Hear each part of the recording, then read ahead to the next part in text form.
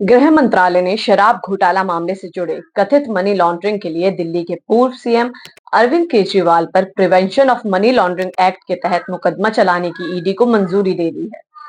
दिल्ली की एक special prevention of money laundering act court ने केजरीवाल के खिलाफ आरोप तय करने पर रोक लगा दी थी, क्योंकि उन्होंने पीएमएलए के तहत सरकार की मंजूरी नहीं मिलने की वजह से आरोप पत्र पर संज्ञान लेने वाली निचली अदालत के खिलाफ दिल्ली हाई कोर्ट का रुख किया था। क्या है पूरा मामला, आइए जानते हैं विस्तार से। आदाब, मैं हूं अरीबा नसीम और आप देख रहे हैं समाचार गांव। दिल्ली शराब नीति केस में केजरीवाल को ईडी ने 21 मार्च 2024 को गिरफ्तार किया था। 10 दिन की पूछताछ के बाद 1 अप्रैल को उन्हें तिहाड़ जेल भेज दिया गया। 10 मई को 21 दिन के लिए लोकसभा चुनाव में प्रचार के लिए रिहाई मिली। ये रिहाई 51 दिन जेल में रहने के बाद मिली थी। फिर 2 जून को केजरीवाल ने तिहाड़ जेल में सरेंडर किया। इसके बाद 20 जून को राउज एवेन्यू कोर्ट ने केजरीवाल को जमानत दे दी थी। वहीं 25 जून को हाई कोर्ट ने केजरीवाल की जमानत पर रोक लगा दी। शराब नीति मामले में ईडी ने ट्रायल कोर्ट में केजरीवाल के खिलाफ 7वीं चार्जशीट दायर की थी। ट्रायल कोर्ट ने 9 जुलाई को चार्जशीट पर संज्ञान लेते हुए कहा था कि केजरीवाल के खिलाफ केस चलाने के लिए पर्याप्त सबूत है। केजरीवाल ने नवंबर में दिल्ली हाई कोर्ट में चार्जशीट पर संज्ञान लेने वाले ट्रायल कोर्ट के आदेश को रद्द करने की मांग की थी। उन्होंने कहा था कि उस वक्त वे पब्लिक सर्वेंट थे।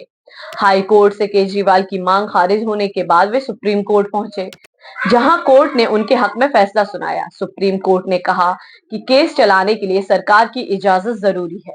इसके बाद सुप्रीम कोर्ट ने 6 नवंबर को फैसला सुनाते हुए कहा कि पब्लिक सर्वेंट पर सरकार की इजाजत के बिना मनी लॉन्ड्रिंग पीएमएलए की धाराओं के तहत केस नहीं चलाया जा सकता। यह नियम सीबीआई और स्टेट पुलिस पर भी लागू होता है। सुप्रीम कोर्ट के इस फैसले के बाद ईडी ने राज्यपाल से केजरीवाल के खिलाफ केस चलाने की मांग की थी।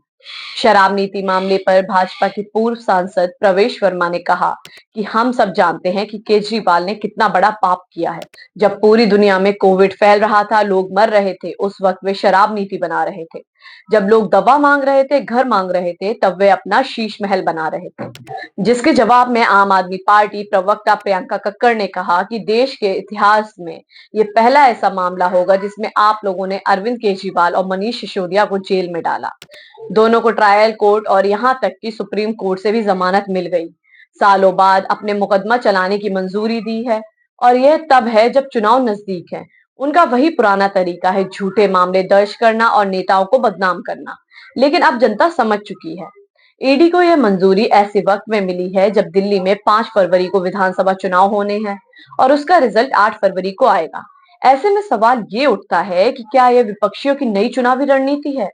हमसे जुड़े रहने के लिए लाइक, शेयर और फॉलो करें और देखते रहें समाचार गांव।